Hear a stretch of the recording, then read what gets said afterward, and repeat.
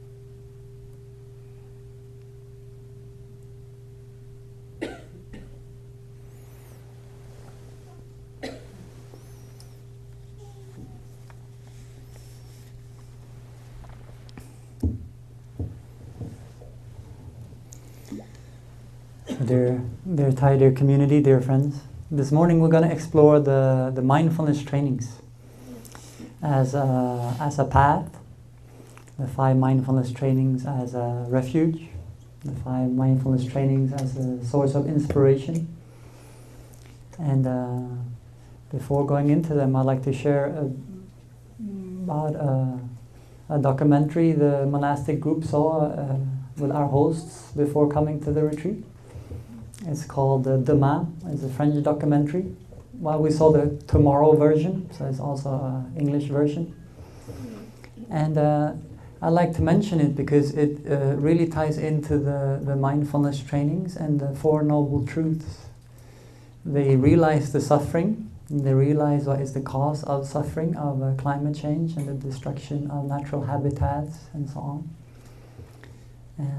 But they also wanted to offer what is the way out, what are the things we can do, where is the well-being in this, where is the path leading to well-being, the 3rd and the 4th noble truth. And so this group of actors and filmmakers set off into the world and to meet with the people that are already doing wonderful things. How many of you have seen Tomorrow? Tomorrow, Dharma. Ay, ay, ay. Okay, that is a strong recommendation. You might even want to split it up in 2 sessions. It's 2 hours. It's very long. Yes, please. Tomorrow. Not today, tomorrow. There's my Swedish accent coming through, huh?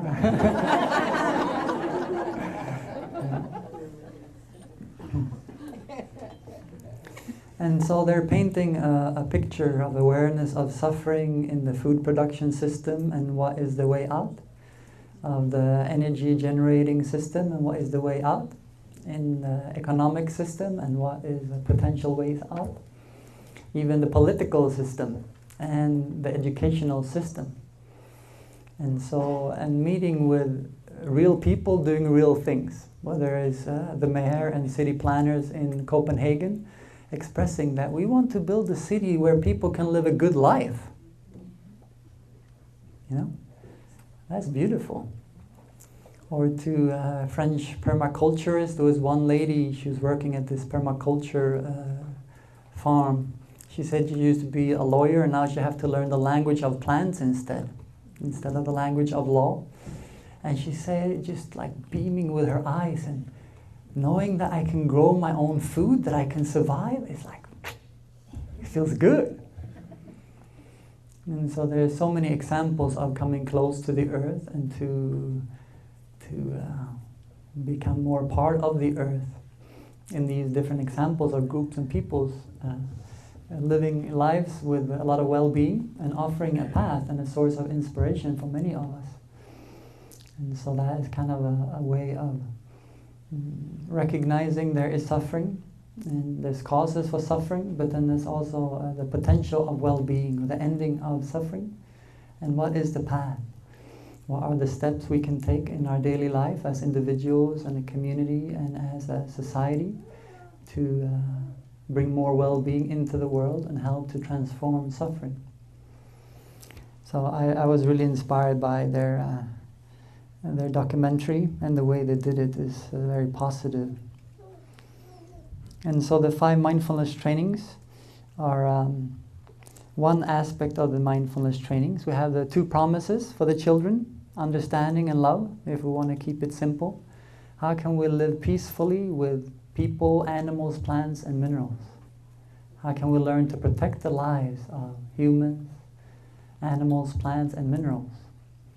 And then the 5 trainings, and then obviously the 14 mindfulness trainings of the order of interbeing. We have many order members here. That is an expression of the Bodhisattva path in this tradition of engaged practice, where we want to make our practice of understanding and love our only career.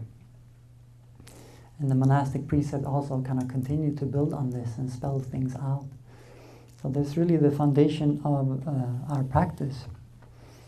And we can also see it as a community building practice of being with others on the path. It's not just that we come and meditate, but it's that we engage in our daily life and make choices that we know will be helpful for us and for others. So in this sense, it's a path inviting us into more understanding and more compassion.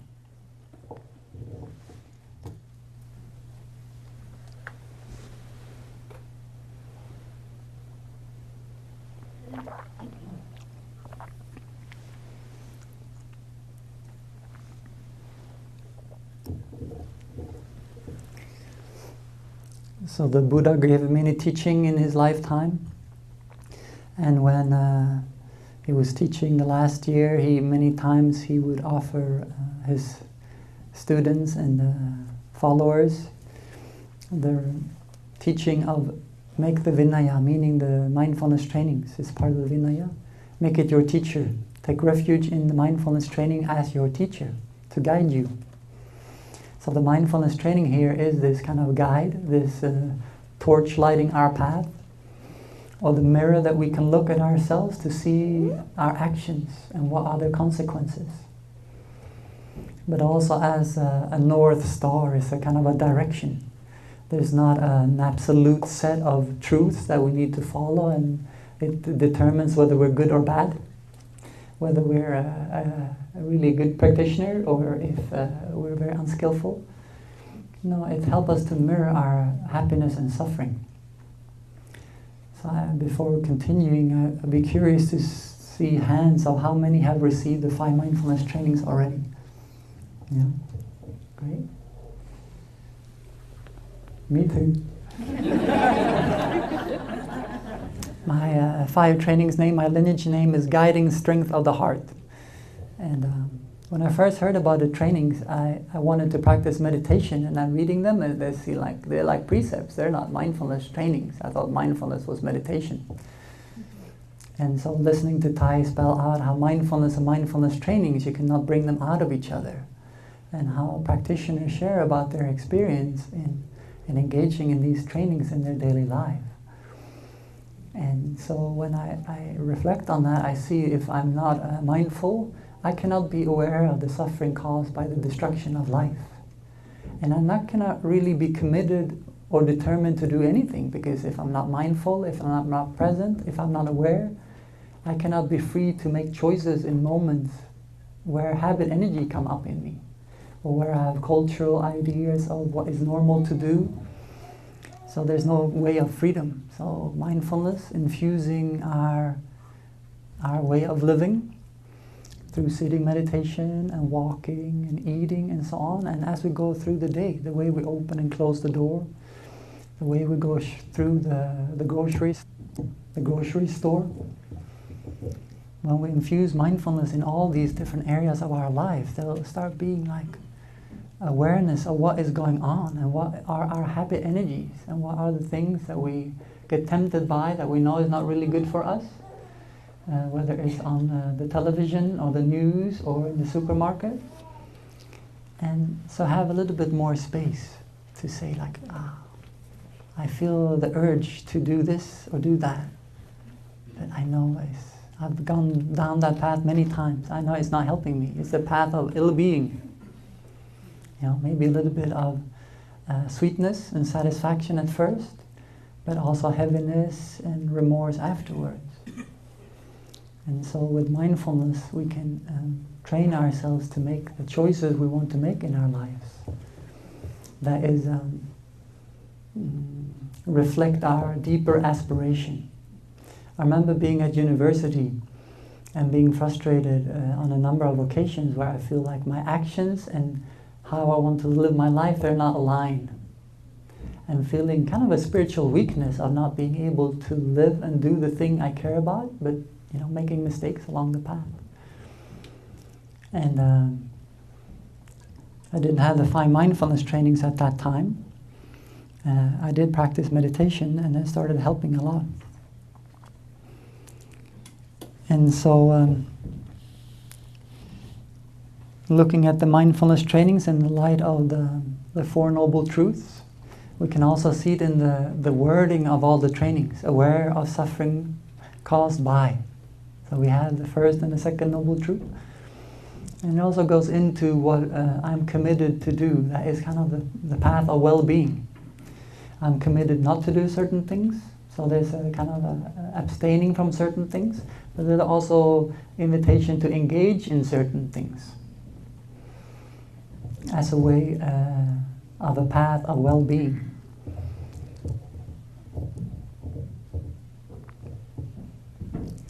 And the Noble Eightfold Path that was mentioned the other day is also woven into many of the trainings.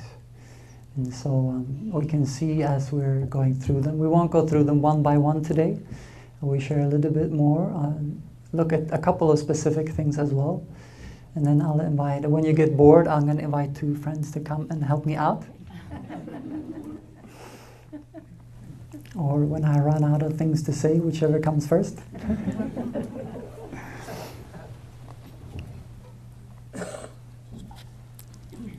And so for me, I can see in my consciousness, it's very easy to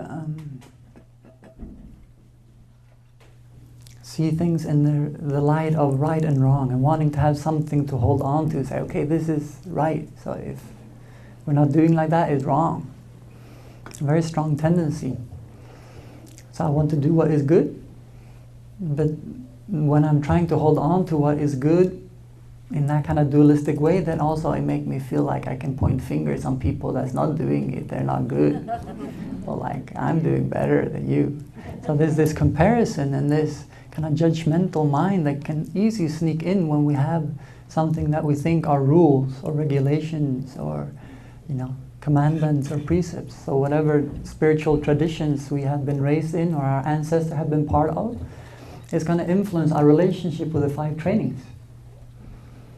So also as we're reading them and we're hearing about them and we feel and hear voices in our minds, how we relate to them, especially if we're new, it can be interesting to see, where does this come from? Yeah. What is my relationship to this, and what is the resistance, or what is my eagerness, wherever we're coming from, just to be aware. And so there's this direction again, this torch lighting up our our path, but not something to hold on to as a dogma, as a truth. And Thai is very skillful because he knows we want to hold on to things. Whether it's the old 5 mindfulness trainings, many local sanghas want to hold on to them. Many local sanghas want to hold on to old 5 contemplations.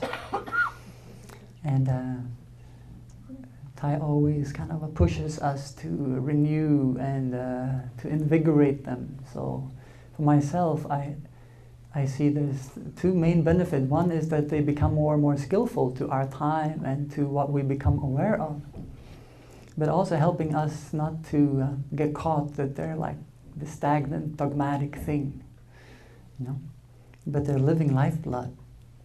And so they're helping us to see suffering and helping us to cultivate well-being. And so kind of remembering that helps a lot with my relationship to them. And also as kind of an invitation and maybe even challenge to look at our lives and our actions and see what is the next step we can do. Especially when we've been practicing for a long time. When we come to a retreat, I always try to encourage friends to, okay, so like we arrive as we come to the first retreat, but we're not sure that we know everything about walking meditation yet. You know? But we actually allow ourselves to go for walking meditation and see what does that experience bring us this time. How can it open up new space? And so also with relating to the 5 trainings, it's easy that we have a narrative. I received them at this and this day, I have this and this name, this is what I practice, and so on. But like, let's grow that. The freedom of life can keep growing and developing if we're ready to let go of our current views, of our current insights, to go deeper. And so I feel the trainings also being so rich and spelled out in many ways, they give us a lot of potential for that, to look again and to see what are the areas that we feel like we're practicing solidly, we have some understanding, and what are some other areas where we feel it's kind of like a little bit of a black spot in our lives. So hopefully we can, through our sharing this morning, also kind of inspire that. Looking at a couple of the trainings and a couple of lines that speaks to me in particular in reflecting for this sharing is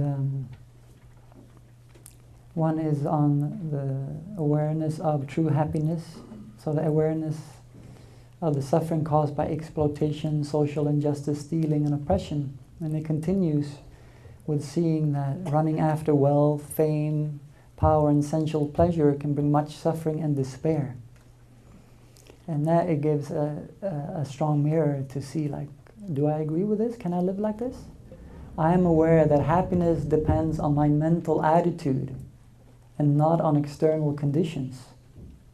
And that I can live happily in the present moment simply by remembering that I already have more than enough conditions to be happy. Sometimes I think I need more conditions. I don't know how about you. And also in this, for some it might be okay. And for some it might be more challenging to hear it because our conditions may be much less favorable.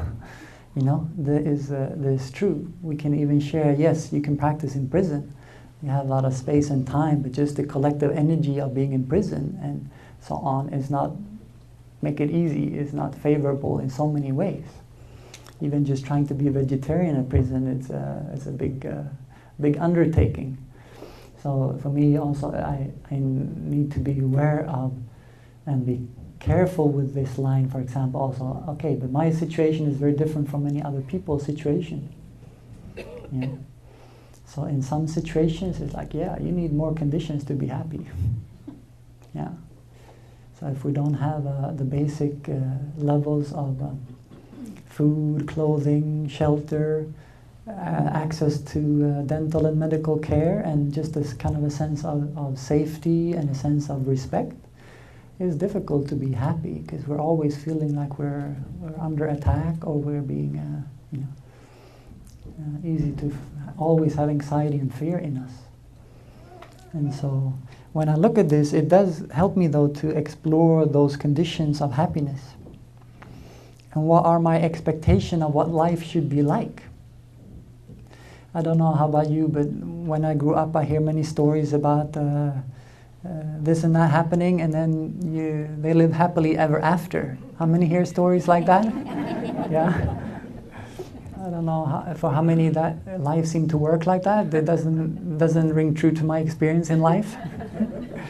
They're still nice stories, but then you should have sequels. What happens when they go back to the castle?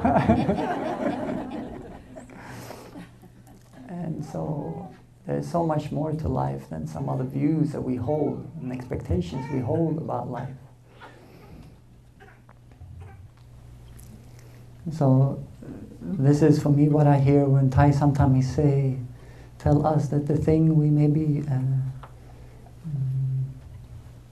our happiness depend on, maybe that's what is preventing our happiness. We have certain expectations and hopes of what our life should be like and what we need in order to be happy, and actually preventing us from benefiting from the conditions we have right now.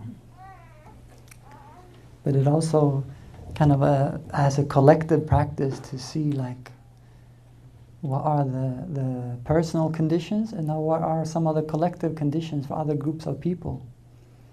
How can I help to create more conditions for people that have more challenges than I do? So as we're looking at suffering and the cause of suffering and what are the things that we can commit to and are determined to do to bring well-being to the world, into our lives, we can also reflect on that in terms of a collective benefit. And so since I got homework yesterday to share about some more of the elements of the Noble Eightfold Path, I read the last sentence of the second training too.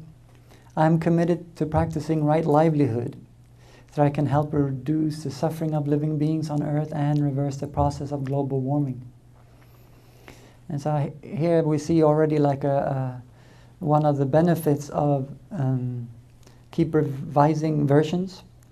So in the 5 contemplations for the food, we also used to have reverse the process, but we changed it and now it's stop contributing to, right? So this will be part of the next edit of the 5 mindfulness trainings too. So that's also kind of, we don't get caught in dogma and say, no, that's not right. That's not possible. But like we see, okay, so how can we then mitigate or lessen or stop contributing to? So we're also not making it this kind of a thing externally that we feel is being, ideas and views are being imposed on us. And then we might not agree with them, so we want to throw the whole thing out. It's not true. We don't have confidence all of a sudden because of a word. But there came in a time when we didn't know as much as we do now. And when Thai and the Sangha wanted to make a strong statement of what is our direction.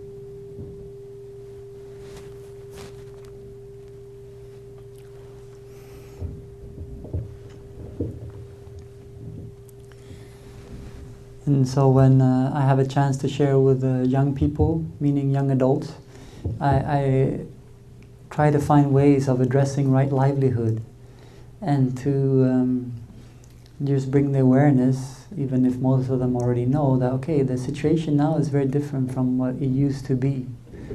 So just pursuing these careers that your parents or your grandparents think is great for you, and it will give you a good situation in life, and material benefits and esteem in society and so on, is we don't have time for those kind of personal pride explorations, but we need to put our energy into something else, into areas where we can really help have a transformation and to help lessen suffering. Obviously some of these professions are also in that, whether it's health industry and so on. And so at Deer Park in springtime, in a wake-up retreat for young adults, there was a sharing, and one of the young men, he was sharing when he used to be a PhD student in economics, and he had chosen it and went into it because he think that would be like his place. He could contribute something, and it would be a valuable place, and it fitted his personality and some other thing. But then he keep going into it, and the academia and so on, he feel like it's kind of sucking him dry, so he decided to quit and take a sabbatical.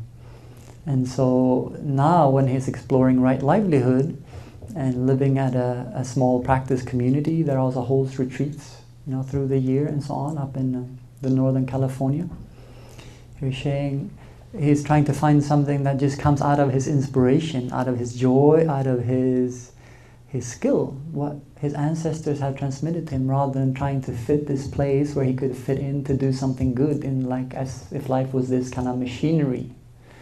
I think that's very insightful for our life energy to prosper, and for us to be sustainable in our own actions too. We need to work with things we care about, and that help us to be in situations where we're thriving naturally, not that it have to be hard work every day to kind of learn the next thing in our work. And also knowing we need everyone, And so there's many young friends that go into social work, or both being doctors and massage therapists and Chinese medical doctors and so on. But they also start using their time and energy in building community, and not just trying to establish a profession and getting a house and starting their adult life like that. And so that inspires me a lot to see how can we look at right livelihood, whether we're starting to pursue a livelihood, but also if we're coming close to retirement, or we're retired, we have time and energy. What are we doing with our time and energy in a way that inspires us, that nourishes us, and that is also helping to offer our skill, our experience in life to the new generation too? How can we help mentor young people that are many times lost? They don't know what to do. They maybe haven't learned some of the skills because of the comfort and the media and the internet that they've grown up with. Sometimes it just make things should be easy and smooth and fun and interesting right away like that.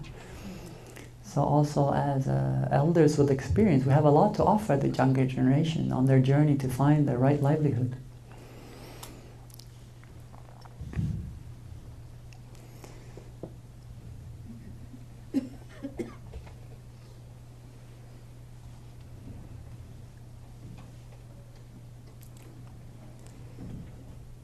And so I'd like to share just a couple of things about the practice of true love and nourishment and healing too. And this is the third mindfulness trainings in regard to sexual activity. And I remember when this new version was put out, and the sentence in the middle, "I'm determined not to engage in sexual relations without true love and a deep long-term commitment," which used to be there, and then it was added on, "made known to my family and friends." And then I hear sharing from many friends is saying I cannot let my family know who I'm in a relationship with. whether it's because of different races, because of different ages, depending on sexual orientation and gender identification and so on. And so I was trying to really listen and hearing that suffering. And so this is the suffering caused by discrimination, right? And lack of openness. But then also looking at the mindfulness trainings and aware of suffering. So if we have a relationship and for whatever reason we cannot share about our relationship with the significant others, with our family or with our friends, I think we all suffer. There's suffering associated with that. The training doesn't say that we shouldn't have that relationship then. It doesn't say there's anything wrong with our relationship. If it's based on love and commitment, but also recognizing that if we cannot bring our significant others home to our family, there is a certain suffering there, you know. So it's again not to say if we're doing something right or we're not doing it wrong or we're not being understood in the training. And for some situations is depending also on culture and maybe where we live, this can be really challenging. So how can we be aware of that suffering? Of also seeing then how if we fit into a majority, is easy to think is normal.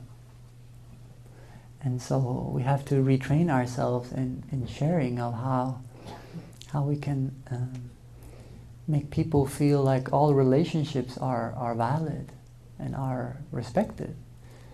But that how can we also help them build on mutual respect, of care, of love, and a commitment too.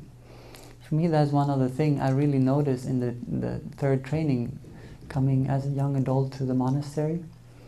I'm seeing that this lack of commitment, how much suffering it brought to me. And the okayness in society to start a relationship, a sexual relationship, without much commitment or that it causes suffering. And so whoever we are, wherever we come from, I think the trainings can help us. And there will be certain aspects that will be challenging for us and some that will be easier.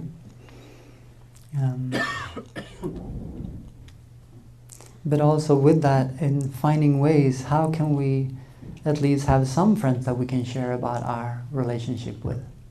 Even maybe we cannot let our family know. Hopefully we have some friends, and then already we can feel, okay, our relationship is being held by people we care for and who care for us. It will be a much stronger relationship. If we have to hide, it's going to be more difficult. But then also, how can we find others that have the same view or the same experience as us, so we can feel not alone? I think this is also one aspect I appreciate with the mindfulness trainings, is to build community and to be aware that actually a lot of the suffering and the difficulties that we face, we share it. There's certain differences, but there's also so much we share as human beings. And so how can we grow our well-being? And also when we're reading them, to focus on things that maybe especially if we're new, things that, wow, okay, I really resonate with this, and put some of the other things on the shelf for the meantime. We don't have to absorb it all at once. And so also even in receiving trainings, for whoever wants to receive them formally, we can receive one of them or two or any number up to all 5. So it's also as a way of using it as this path to step onto, that we can learn with and we can learn from, but not as a set of, we have to take it all and we have to do it perfectly. But it's this North Star, it's this direction for us to be aware. And so I'd like to share also a little bit about the 5th training. And it's about consumption.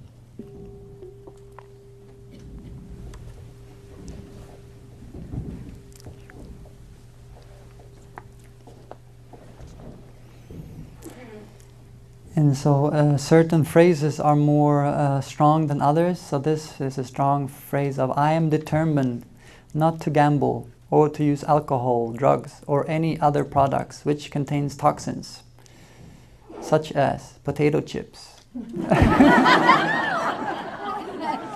Sorry. But we see that the mix of salt, of oils, and sugar is triggers our reward system and is addictive behavior. It triggers addictive behaviors. So, I eat potato chips now and then, not on a daily basis though. But let's continue to read this. Which contain toxins such as many people miss this, certain websites, electronic games, TV programs, films, magazines, books, and conversations.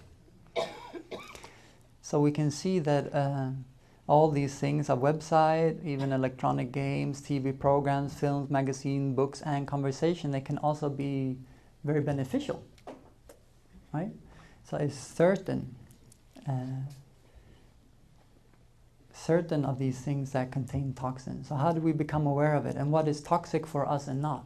That is a real kind of a lever of sensitivity to how we experience our body and how we experience our mind, and what is feeding us and what is actually numbing us or preventing us from being alert and attentive and awake. And so in here I would like to mention one of the spiritual virtues. Sometimes talk about as spiritual power. So we have love and understanding and cutting through afflictions, or cutting off afflictions. So for me, the mindfulness training, it gives me also that challenge. So what is some of the afflictions? What are some of the habit energies that I'm still kind of keeping with me? I know it's not really helping me. It's not really serving my higher ideals. I'm still carrying it along. And I find all kinds of excuses for it. Why it's okay for me, and why it's, should be fine, and so on. Everyone else does it, or whatever. And also recognizing that we have different constitutions and different personalities. So what is okay maybe for one person in terms of food, maybe is not really detrimental for another person. So again, not to keep it as some kind of a dogma and a set of rules, but as something to explore. And so the 5 trainings of engaging in refraining from, and also finding the things we do want to engage our energy in. It builds this spiritual energy. It builds this spiritual freedom. So we have more of this spiritual virtue of love and understanding, and also knowing which are the afflictions that we are ready to cut off.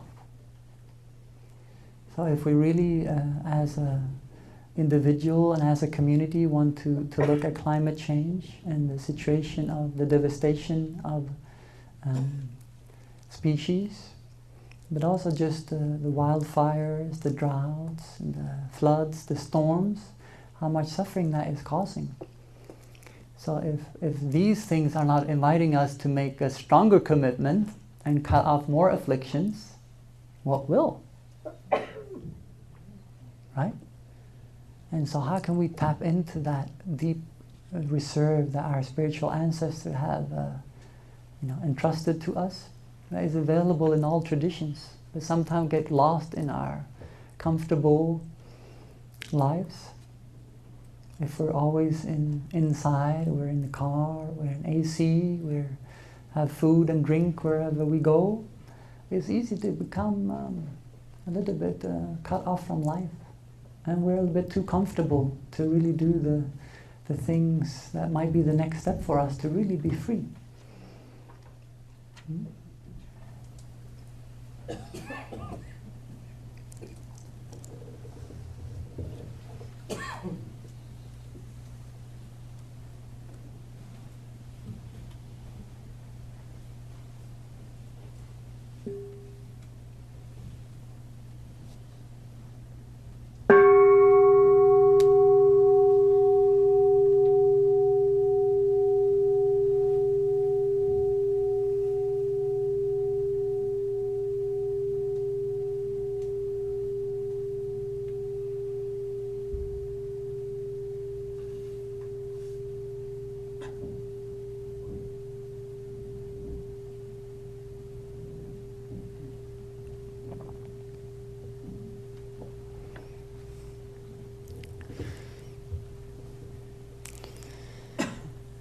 I'm sure that even if we're very new to the trainings, we realize that is a vast horizon to explore. And hopefully you get a chance to read them through for yourself. But at this time I'd like to ask Sue and Joseph to come up. So they'll continue to share a little bit about their experience of practicing with the 5 and maybe the 14 trainings, and how I have supported them in their life and their practice, and how we have inspired them in their engagement in the world. So one of the trainings that I'm going to speak about is the first. And I do encourage you, if you haven't had a chance to read all of them, to begin to read them and practice them in your daily lives, because that is really, over the years, what has really nourished and fed my practice and deepened my insight into so many choices and actions and ways that I live my life. The first mindfulness training says, reverence for life. Aware of the suffering caused by the destruction of life, I'm committed to cultivating the insight of inner being and compassion, and learning ways to protect the lives of people, animals, plants, and minerals. I'm determined not to kill, not to let others kill, and not to support any act of killing in the world, in my thinking, or in my way of life. And it goes on. But that part is what really touched me when I first read these, to support not only active killing of human beings, but of our planet and of animals and plants and minerals. So I'm going to tell a story I've shared with some of you before, but when I was an 8-year-old girl, my dad loved to take us on what he called field trips to learn about things. So one day, when we're driving on a family trip through Colorado, he saw a slaughterhouse and said, well, let's go visit that and you can learn where your food comes from. So the 5 of us packed in this car, drove up to the slaughterhouse, and that was back when they would let you in and were proud to show you around. And for me, as an 8-year-old girl, I saw these trucks that were shoving these cattle down in a pen, down to one area where a man was with a gun over here. And then the little calves were coming down the next ramp into a pen. And one by one, as they got shoved to the front, the man that was over here with the big cows just took the gun and shot this cow. And then it collapsed, and it still makes me so sad. But as a little girl, I just thought, that's so unfair. That is murder, and this cow had no idea what was happening. But there it was, crumpled on the ground, and another one, and another one. And now, as an adult, it reminds me of those executions we see in countries that we think are intolerable. But this is what was happening. And then I saw the little calves, and the man would stick a carrot out to try to coax them down. And then as soon as it got close enough to eat a carrot, he just shot. And this bullet went into its forehead, and it collapsed. And then they would have another few men grab it and tie it up and hang it upside down on this hook and slit its neck so that blood was pouring out, and go on to the next one and the next one. And it, for me, was the worst horror story, movie I had ever seen, or have yet to see something worse.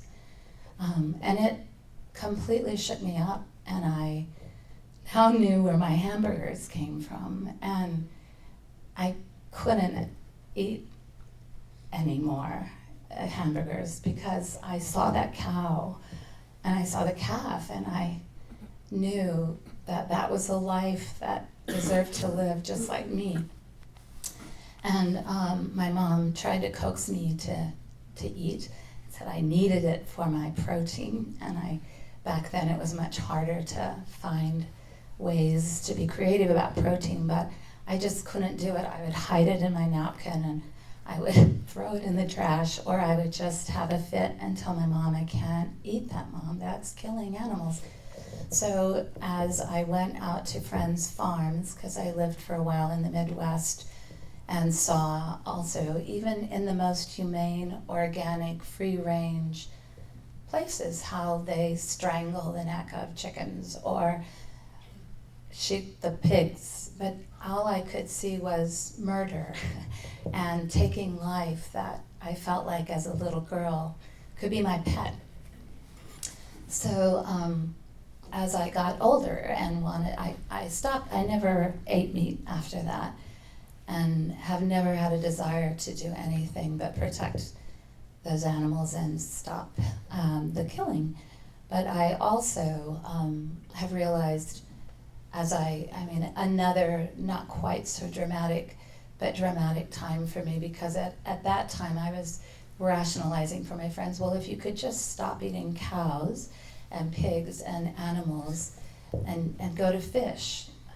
But then I used to take my family down to near Cozumel, but in the Baja and the south in the Mediterranean to snorkel. And when I saw those beautiful fish that were swimming beside me, and you look in their eyes and you see the school of them and their life just like that cow, and I realized all of life had meaning, and that they were all, when you step into the practice of the mindfulness trainings and the teaching, we look into all beings being equal. And one day my husband at the time wanted to take my kids on one of those trips on a fishing expedition to teach them how to fish, and I couldn't stand it. I was rooting for the fish, and every time they got away, I was being disruptive and not the best companion in that world. But finally I said, okay, I will let you catch one fish. And they caught it, and as it came up, just writhing for its life and then gasping for air, again, I just saw this beautiful life that was being taken either for a meal or for recreation. And this time I was able to talk my family into throwing it back before it died, and it lived. We saw it happily swimming off, but it really helped me to step into what we're doing when we choose to eat life. And so I once said, in the compassionate way of speaking, I don't want to encourage anyone else to go to a slaughterhouse. It was just the worst experience, or to watch a fish die. But as you read deeper into the 5 mindfulness trainings, and that I'm determined not to let others kill, not to support any act of killing in the world, in my way of thinking in my life, I realized that the courage it took for me to speak out about what I saw and to encourage others to consider what life is and not take life that deserves to live just like each one of us. I imagined one time, as I saw that mother, what it would feel like for me as a young mother if some big mean being would come and take my child and say, this is mine, I need it for my health, I need it for my dinner, and just took my child. Because that is what, in reading these and practicing these trainings more deeply, what I felt like we are doing every time we take the child of a mother who's a fish or a cow or a pig or a chicken or anything. And so for me, that has been part of what practicing the trainings more deeply, and what Tai says about practicing them over and over, and each time a new insight comes. And for me, that is where my insight has come on eating animals is that it's taking life, and so much of the 5 mindfulness trainings is about reverence for life. So, it has to do both with, and as an environmentalist, also with the idea of supporting our environment and our earth. Thai said many years ago, and there is new revelations about what is critical for us to do, but he said, the most important thing we can do is to stop eating animals for climate change, because of all of the ways that it takes up grazing land to feed the poor and the hungry, to the way the runoff of the manure gets into our streams and causes pollution, and yada yada. So we all know that, but how to take that from knowing into really practicing is such a wonderful part of this teaching, and also being in a sangha where we can support each other as we look more deeply. How much more time do I have? Okay. So I just wanted to also touch on true happiness, because it's been one of Thai's beautiful teachings for me, in terms of looking at it with joy and not just seriousness. I tended to be a very serious practitioner for so long, and to see the joy in the monks and nuns and the way Thai stresses happiness has just been such a gift for me. In the second training, and I'm not going to read the whole thing, but part of it says, I will practice looking deeply to see that the happiness and suffering of others are not separate from my own. It's happiness and suffering. And I am aware, this last part, I am aware that happiness depends on my mental attitude, not on external conditions. That was a big shift for the way we often look at what is the cause of our happiness. And that I can live happily in the present moment simply by remembering that I already have more than enough conditions to be happy. That was really powerful for me over the last 7 years, as I was injured by a patient. I'm a hospice nurse, and then the doctor, trying to fix my knee, cut up nerves and sent it into electrocuting me.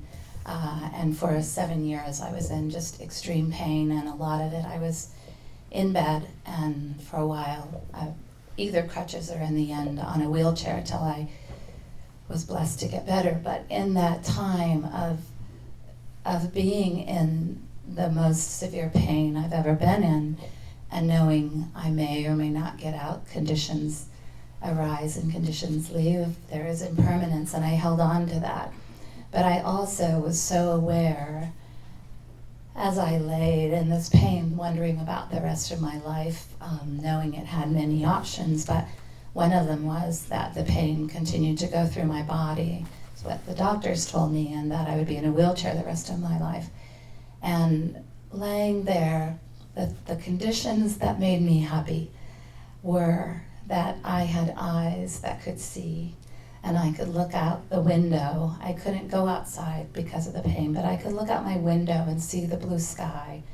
And when the window was open, I could hear the birds singing, and I could watch the changing color of the trees, and I had ears that could hear Thai's Dharma talks and music that my husband would play for me when I was lying there. And the gratitude that happens from being aware of what we have, which is so much the teaching, completely got me through this. When I couldn't walk, I knew that Thai said he walks for all of us.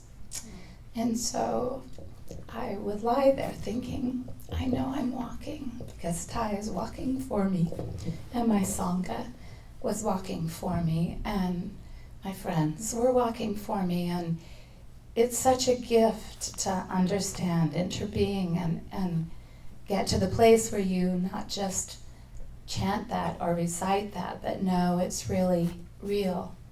So for me during that time, that idea of I have enough conditions to be happy made me aware that I do.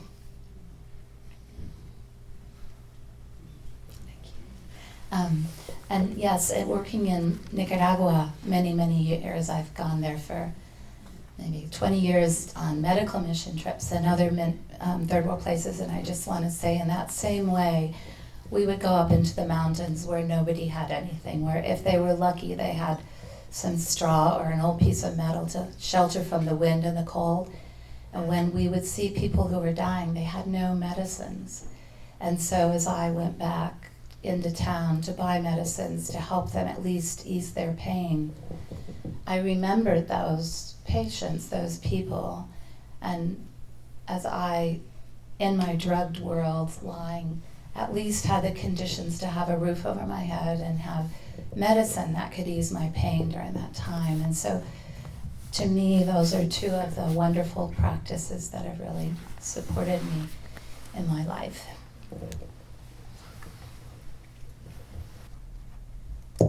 I even brought some notes so I can stay on track. And I have my Zen watch, but I'm not sure if it'll tell me when to stop because it just keeps saying now.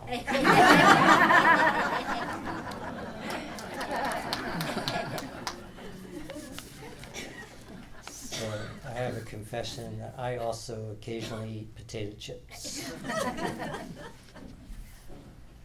Or only the organic kind, though.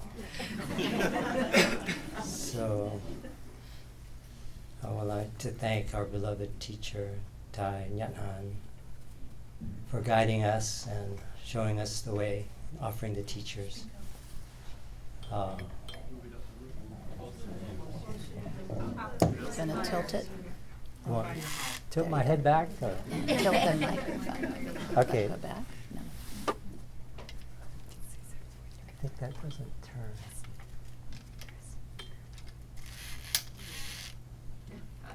At my third eye, so that's a good thing. Yeah,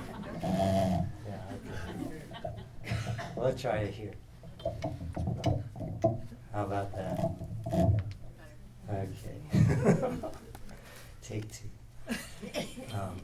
So I would like to give thanks to our teacher, Thai Nhat Hanh, for being the guide and offering us these sacred teachings, to the indigenous relatives of this land and region, the original protectors and caretakers, to all our ancestors and future generations, and to offer thanks to my dear brother Phap Ho for inviting us to come up and share. And I'd like to thank you all for your presence.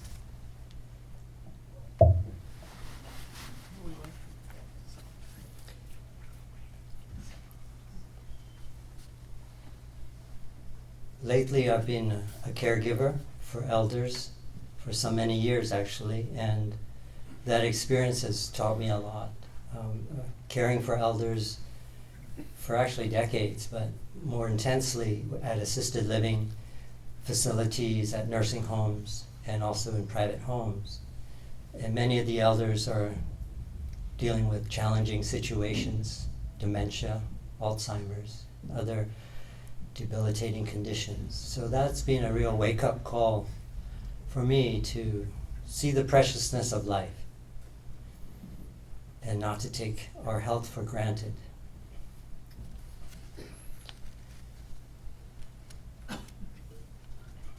Because we can walk and we can move about and we're not in a wheelchair. We have eyes, and even if we're struggling with certain ailments or conditions, we still can get around pretty good. So that was a big awakening for me, because we may not always have our mental faculties, so not to take it for granted. So it was an opportunity to realize, wow, we do have this great opportunity to practice the trainings and to recognize how precious our human life is. How rare and precious our human life is. So the mindfulness trainings are indeed a mindfulness wake-up bell. It's an opportunity for us to live a more balanced and happy life, an opportunity to suffer less. And I see the trainings as a friend, a dear friend that is always with us a guide who is always there to help us on our path.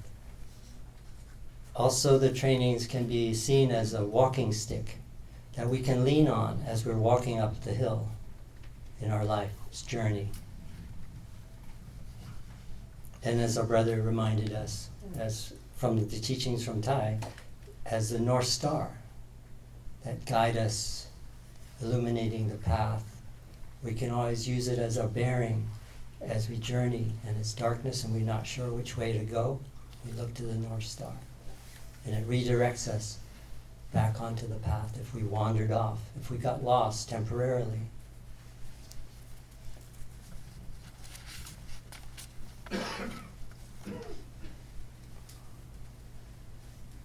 We know that the trainings are not commandments, and we don't need to be perfect. We just do our best and make the determination and commitment, as the trainings say so brilliantly. And they are in fact ways that we can discover new opportunities for ourselves, new ways of being. And they help us to let go of old habits, of old ways of being. So there's nothing really lost. We're not depriving ourselves. Like, oh, I can't eat that anymore, or I can't do that anymore.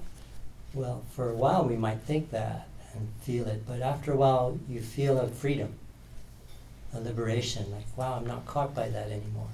That's so great.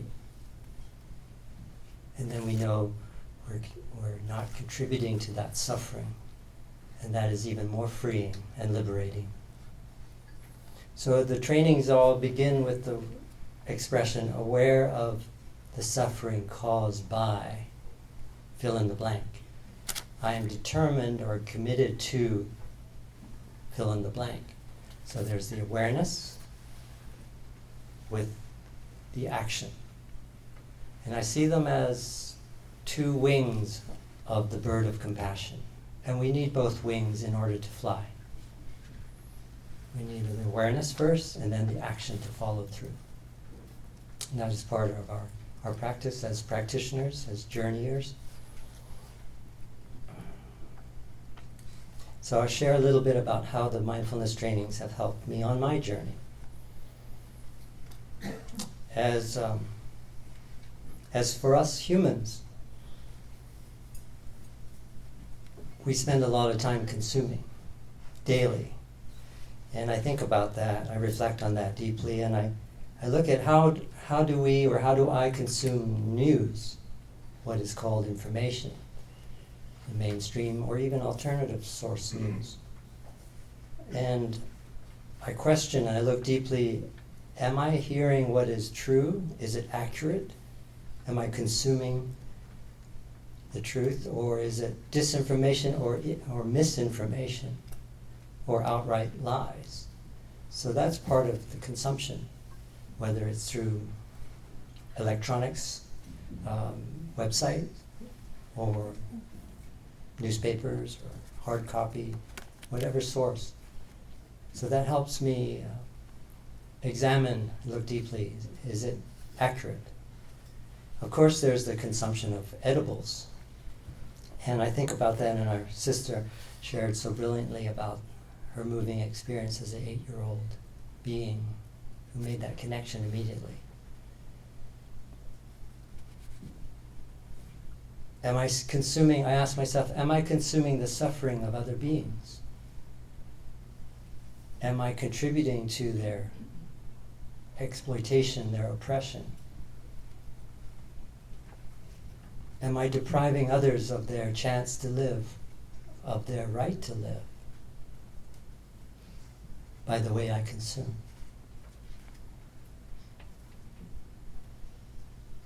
I think about consumption of products. Am I contributing to the exploitation of workers that are working in sweatshops, in certain industries where they are being abused and oppressed?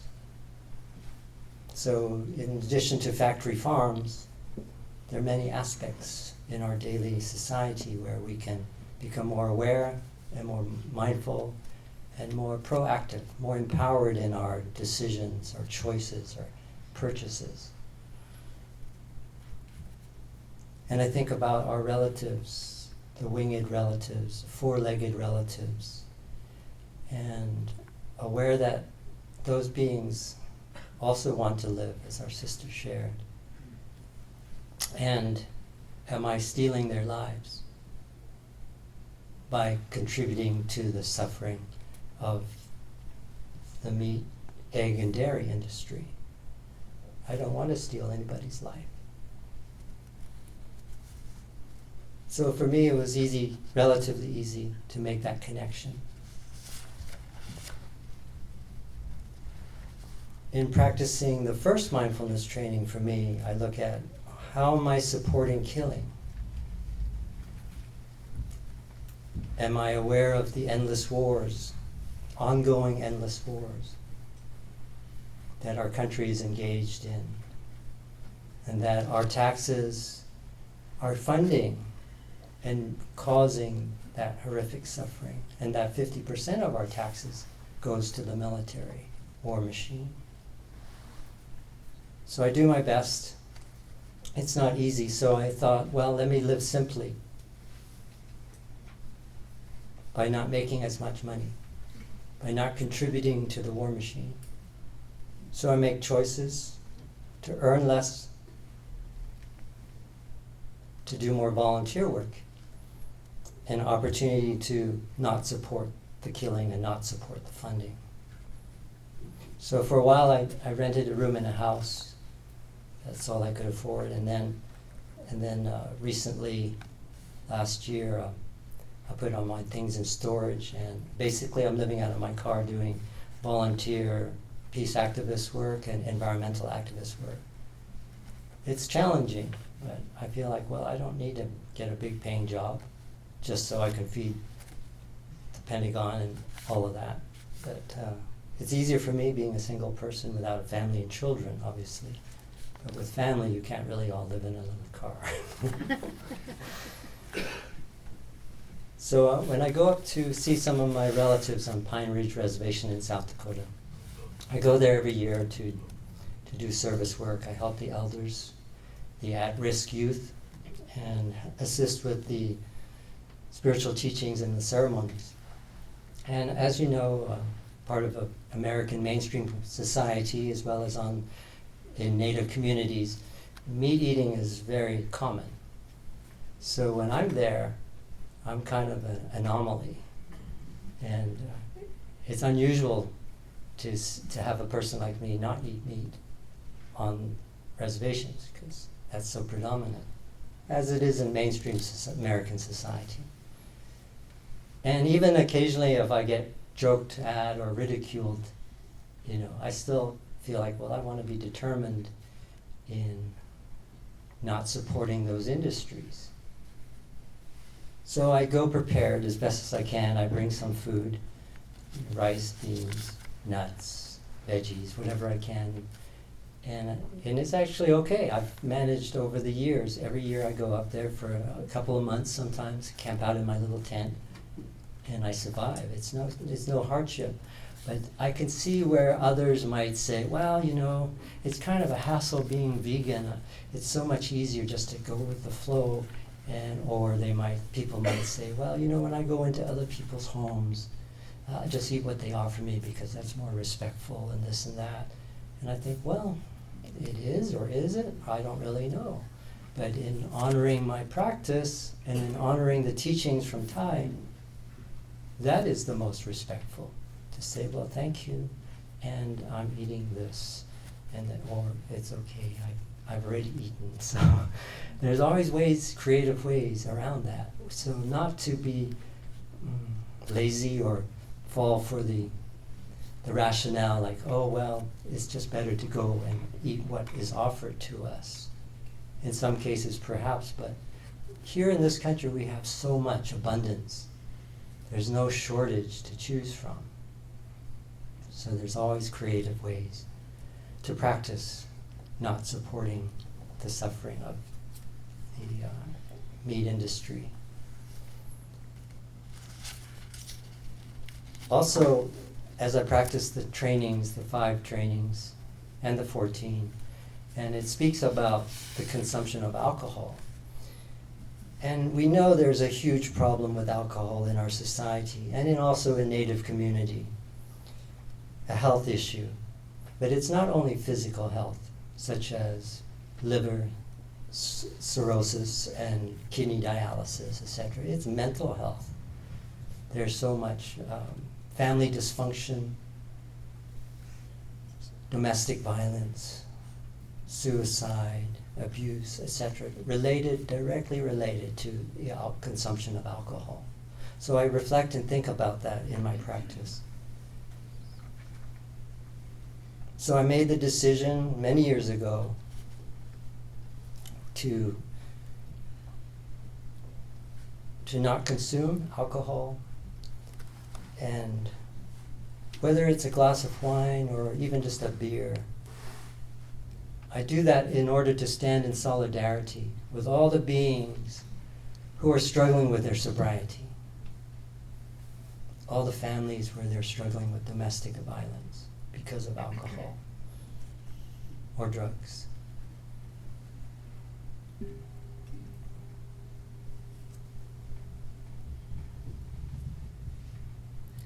Also, in the awareness of practicing not consuming alcohol, that it's very much connected to not supporting the companies, the industries that profit from suffering. And we know there's a lot of suffering involved with alcoholism and families.